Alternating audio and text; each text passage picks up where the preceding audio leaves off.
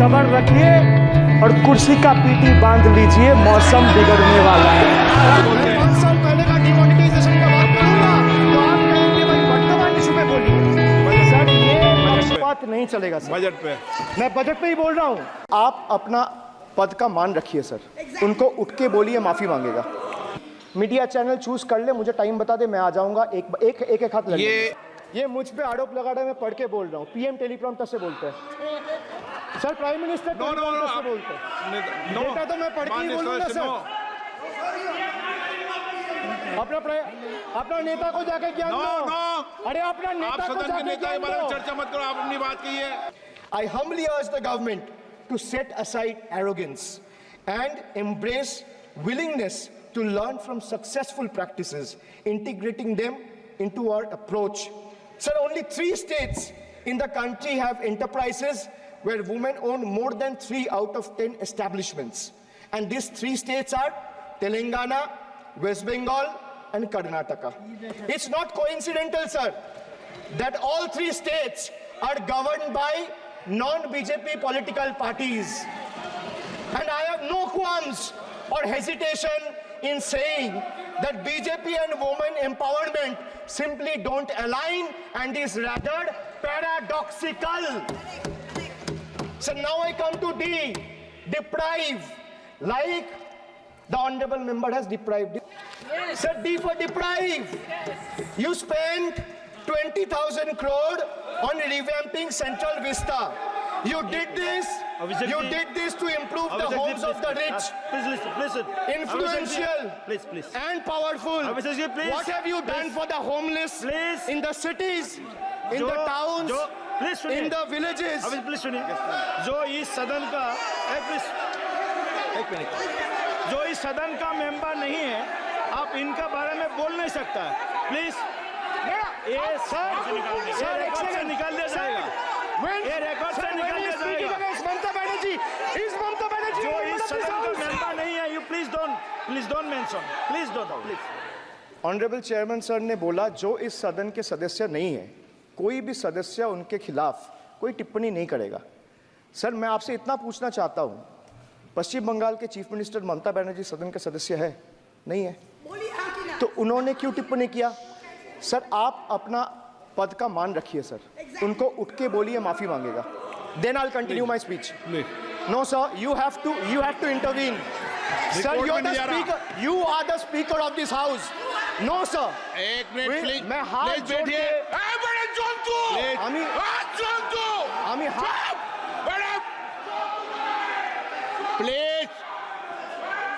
Please आग्रह करता हूं, विनम्र रूप से मैं आग्रह करता हूं सर, उनको बोलिए आप स्पीकर के नाते, अध्यक्ष के नाते इस सदन का गरिमा के लिए आप उनको बोलिए उठ के वो माफी मांगेगा। नहीं प्लीज आपको कंटिन्यूस करना है तो करिए। उनका नाम सदन के रिकॉर्ड से निकाल दिया है, नहीं करना है तो आप डायरेक्शन मत दिए कि उनको माफी मंगाए। आप मुझे डायरेक्शन नहीं दे सकते। मैंने उनका नाम निकाल दिया, ऐसे कई बार हुआ है सदन में, पहले निकाल दिया। मोदी जी की तीसरी बार गरीबों के ऊपर लगातार अत्याचार। Sir, over the past decade, the BJP-led central government has made its Bangla Birodhi stance abundantly clear by deliberately depriving people and abusing power to suppress Bengal's voice. They have made an array of hollow promises, disrespected Bengal's culture, and hatched continuous conspiracies to tarnish the state's image. Failing to fight us politically, you declared an all-out war on our rural poor, depriving them of roti, kapda, and makan. Sir, Honorable Finance Minister gave a statement today in Rajya Sabha saying that Bengal has failed to implement the scheme that Central has aided in the last 10 years. Sir, I challenge the Honorable Finance Minister if she can release the white paper of how many dime, penny, or rupees the central government has given to Bengal after its embarrassing defeat in the West Bengal legislative elections in 2021. Sir, in the last 3 years, let me put this on record. And sir, मैं कुछ बोलूँगा वो सही हो सकता है, आप उसके टिप्पणी करेंगे वो सही हो सकता है, गलत हो सकता है। सर, कागज तो झूठ नहीं कहता है। मैं बस इतना कह रहा हूँ कि 2021 में आपने बंगाल में हारने के बाद आपने मनरेगा के लिए बंगाल में कितना पैसा दिया, और आवास योजना में 2021-22, 22-23, 23-24 फाइनेंशियल वर्ष में आपने अगर साबित कर दिया व्हाइट पेपर रिलीज करके कि 10 पैसा दिया है, 10 पैसा। सर देखिए, मैं व्हाइट पेपर मांग रहा हूं, ये चिल्ला रहे, अरे भैया व्हाइट पेपर दे दो, व्हाइट पेपर दे दो, कहानी खत्म। सर जिसके पास कागज नहीं होगा, सर व्हाइट पेपर मांग रहे हैं, सर व्हाइट पेपर मांग रहे हैं, चिल्ला रहे, इनके पास कागज नहीं है और पूरा देश से कागज मांग रहा है सीए का नाम पे। ये बीजेपी है। B for betrayal, U for unemployment, D for deprive, G for guarantee. मैंने बोला ना सर, ये एक्रोनिम की सरकार है तो मैं एक्रोनिम में ही जवाब दूंगा। तो बजट का बी था बिट्रेयल, यू था अनएम्प्लॉयमेंट, डी था डिप्राइव, जी था गारंटी। अब मैं ई पे आता हूं sir, E for eccentric. Modi ji's has turned this government, or rather the governance, costing the nation dearly. Sir, his obsession with grandstanding and distracting the countrymen from the real issues, leaving India to pay the price for his dictatorial displays. Sir, he announced unplanned lockdown. The government's abrupt announcement of the national lockdown in March 2020 left citizens with only 4 hours to prepare, triggering a widespread chaos and hardship. So the unplanned and poorly implemented lockdown resulted in tragic deaths. Over 8,700 people, primarily migrant workers, on our railway tracks and roads. So now I come to farm bills. In 2020, the same Modi government unilaterally passed 3 contentious farm bills without any consultation with the farmers or farmer organization or any opposition party. Please इसको record को clear कर लो। इस सदन में 5.5 घंटे चर्चा हुई थी, इस सदन में किसान विधेयक। हाँ हुआ है, बिल पे कोई चर्चा नहीं हुआ है, बिल पे कोई चर्चा नहीं हुआ है। किसान बिल पर सर जब स्पीकर बोलता है तो बोलता है और वो सही बोलता है। सर बिल पे कोई चर्चा नहीं हुआ है। सर भाई इनका ताली बजाना खत्म हो जाए तो नहीं पर माननीय सर आपने ये सदन का याद दिलाया ना। 1 मिनट माननीय सदस्य, सर आपने ये सदन का याद दिलाया। माननीय सदस्य, जब मैं बोल रहा हूं तो मैं कभी गलत नहीं बोलता। सर आप मुझे एक चीज बता दीजिए, इस सदन में जो लोग ताली बजा रहे हैं, एक सेकंड सर, इस सदन में जो लोग ताली बजा रहे हैं, 700 फार्मर्स मारे गए, उनको मौत की घाट उतारा गया। सर 1 मिनट, एक आदमी ने एक मिनट के लिए खड़ा होके उनके ऊपर श्रद्धांजलि दिया, ये आज ताली बजा रहे, इसीलिए ऐसा हाल है इनका। एक चीज सर, ये जो बोल रहे हैं, मैं बोल रहा हूँ बीजेपी से, मैं जो सवाल यहाँ पे पूछ रहा हूँ इनसे, या मिनिस्टर को जवाब देना है, इनमें से कोई भी अगर जवाब देना चाहता है, कोई भी मीडिया चैनल चूज कर ले, मुझे टाइम बता दे, मैं आ जाऊंगा। एक हाथ लगे। मैं कह रहा हूं सर, इनका दम है, इनका सीने में दम है, आप अपनी बात कहिए, और अगर हिम्मत है तो ये आप चुनौती मत दीजिए, आप अपनी बात कीजिए। I am challenging them to come, चुनौती मत दीजिए सदन में, and debate with me. ये बार चुनौती देना, या चुनौती सदन में नहीं। Sir, demonetization. In November 2016, the union government demonetized 500 rupees and 1,000 rupees currency notes. Ostensibly, क्या? आप You don't know that the demonetization was done in 2016. Sir, this government demonetized 500 rupees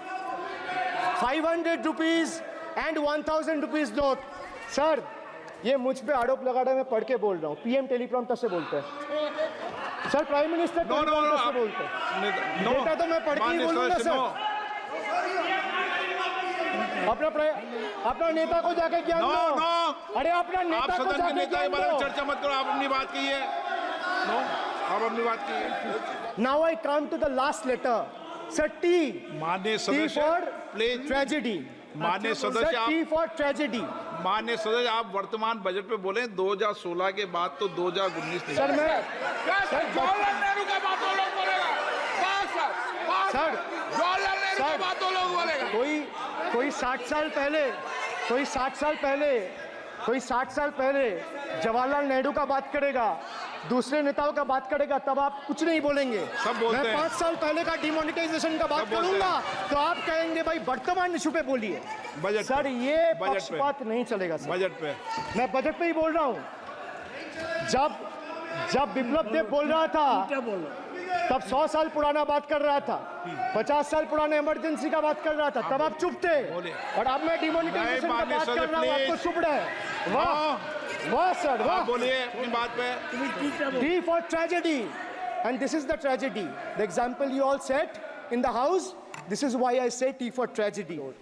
Sir, Manipur is burning over the last almost 1.5 years. More than 200 killings, 70,000 displacements, 1,000 homes wrecked. Sir, no mention of the word Manipur in the union budget. Sir, another tragedy of this government is weaponization of central agencies. Sir, another tragedy of this government has been the weaponization of central agencies to carry out politically motivated witch hunts against opposition leaders, like many of us, including me.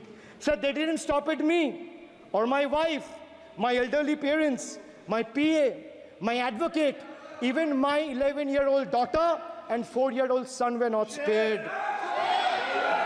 Sir, you tried.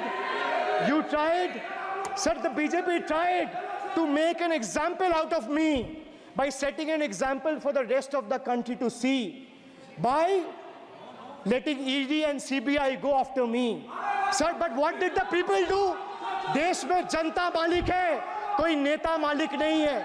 The people of Bengal and the people of my constituency elected me third time with a margin of 710,000 votes, setting an example for Narendra Modi, Amit Shah and the minions of BJP and the rest of the country to see.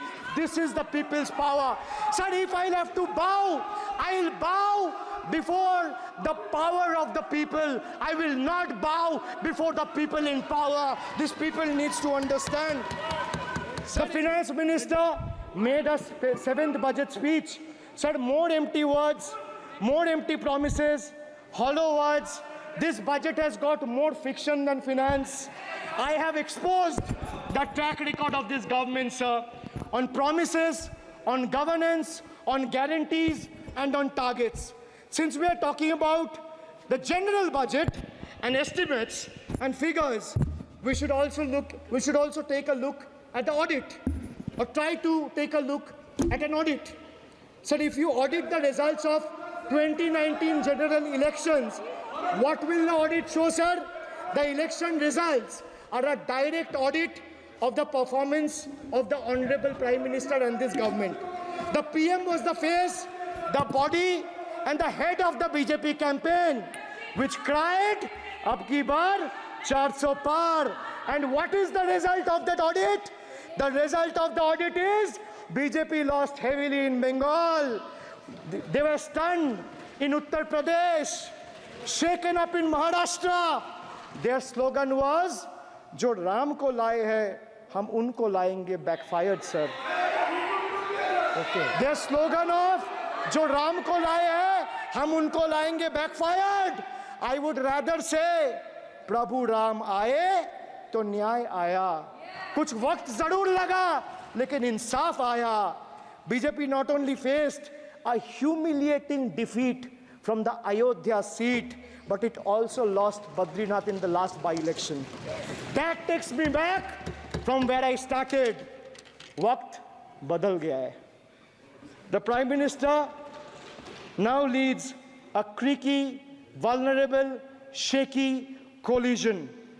And it leads a coalition government which is just waiting to blow up. Rather than investing in the future of this country, it is unfortunate that the union government is investing for Modi ji's political survival. at the expense of nation's well-being.